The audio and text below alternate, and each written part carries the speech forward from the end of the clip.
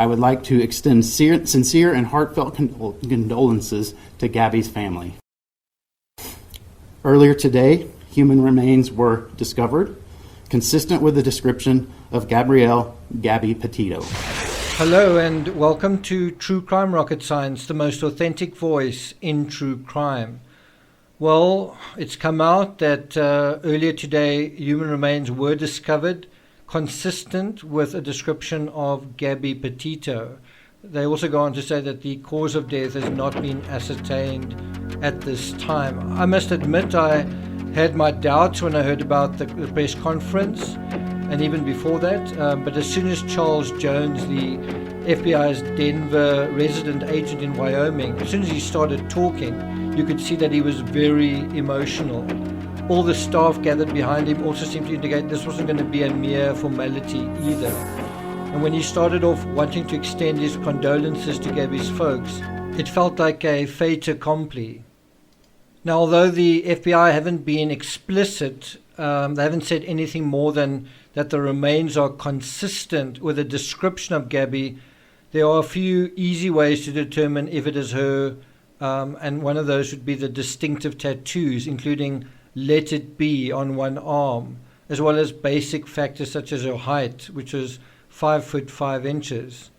Ordinarily, I try not to be emotional or sentimental when covering true crime, but I have to say I felt a rush of sadness for this beautiful, sweet young life snuffed out. And it already feels like, you know, at that press conference, people were speaking about her and she's no longer there to speak for herself, as she sort of was during the Moab incident. And so it really feels like she's gone. She's not with us anymore. And I'm not saying that that is a surprise. It just feels like reality has now very definitely shifted in that sense. When I first saw and heard Gabby, you know, one of my first thoughts were, wow, you know, falling in love with her has got to be as simple as falling over your own feet. She just seemed like a very sweet spirit. And I was actually busy wrapping up a live earlier today when a few reports came through on Fox News about human remains being discovered. It had literally happened a few minutes earlier, I mean the announcement. And so it wasn't even coming up on Google search. So I actually scoffed at the early reports, perhaps in a bit of denial, given how long the Summer Wells case has been going on with no results. And I did think that if they had found Gabby, they would have said so. And then, of course, they announced the press conference shortly after that, within a couple of minutes. And so now they have practically said that it is Gabby. It does appear that YouTubers may actually have played quite a crucial role in helping solve this case. It appears that the recent footage of the van parked at the side of the road as late as August 27th, which is 2 days after people last heard from her. Her last FaceTime with her parents was on the 25th. So I believe that provided that sighting of the van at a very crucially late time in the story provided additional context for the search teams. You know, context to search within that area, and that is where she was found. And think about it, you know, we basically knew for certain that she was missing on September 11th. It's now September 20th.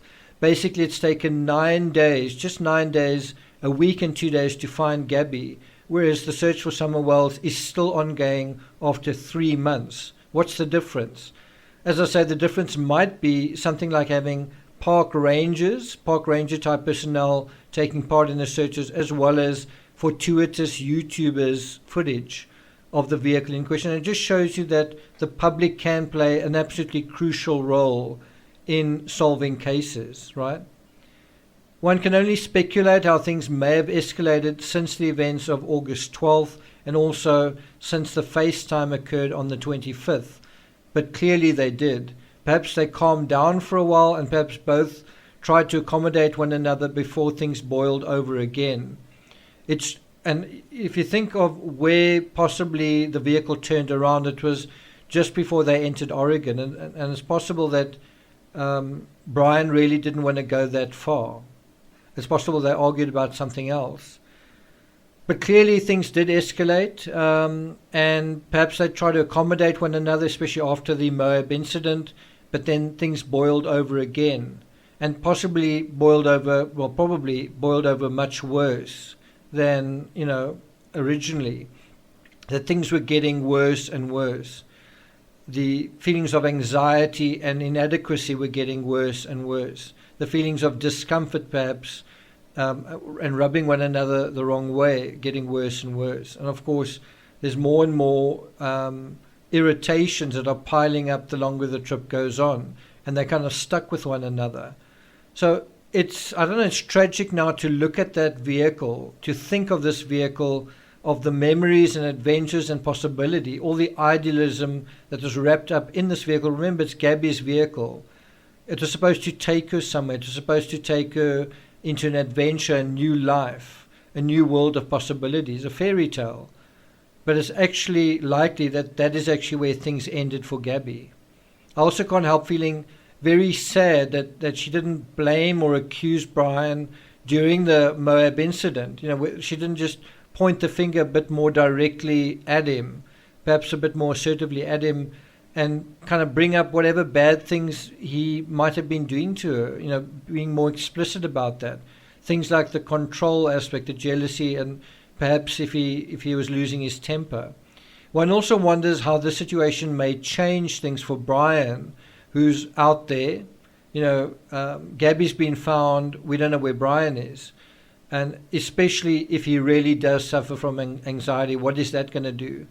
I suspect if the cause of death isn't obvious, that's what they've said, then it's unlikely to be something like blunt force injury or stabbing or shooting. It points at this point, and this is just my opinion, to something like manual strangulation, in my opinion. I get the feeling that he didn't want Gabby to express herself, and because he felt she was invalidating him, he felt his own identity threatened and responded with feelings of fear and anger and the need to take control of his anxiety by taking control of her and her story. So the question is, did he mean to silence her early on? And then did this desire for silencing escalate? It sure feels that way. I know many of us expected an unhappy ending, but it's definitely a tragic moment to realize this beautiful young life was extinguished, snuffed out, gone forever. It seems so unnecessary, doesn't it?